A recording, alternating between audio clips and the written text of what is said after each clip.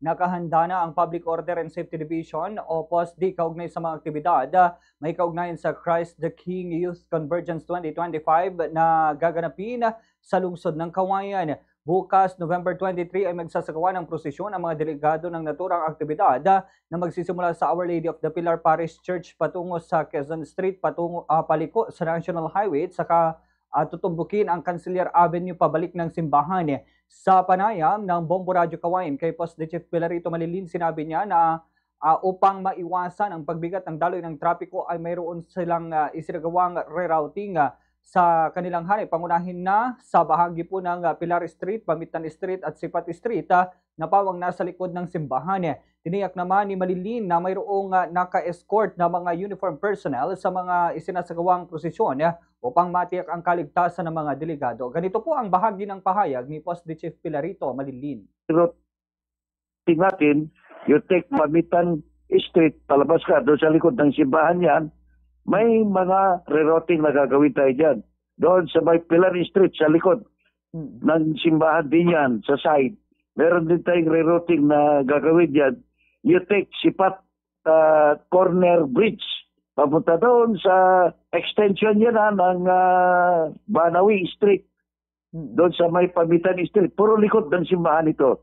Now, ang mga designated na parkingan is they may park their vehicles sa mga VIP doon sa likod ng simbahan. Kung ma-imagine nyo kung saan yung likod ng kumbento, yun, yung likod yun, para sa mga VIP. Sa harapan is sa mga regular na ma-attend ng regular mass. Samantala, handa na rin ang hanay ng Public Order and Safety Division sa pagdagsa ng publiko sa lungsod ng Kawayan para sa holiday rush.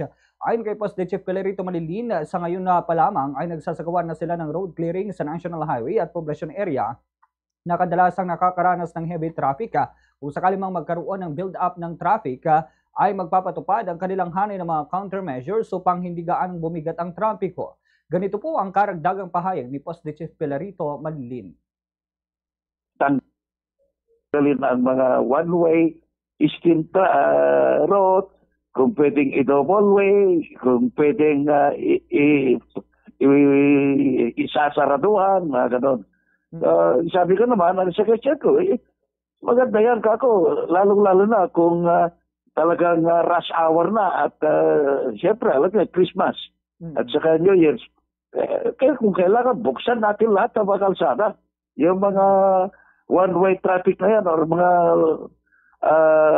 one-way road. Kung yan ang makakabigay sa atin ng solusyon, why not? Pero kung it will cost you traffic also, not pwedeng i-one way, ganun lang naman yan eh.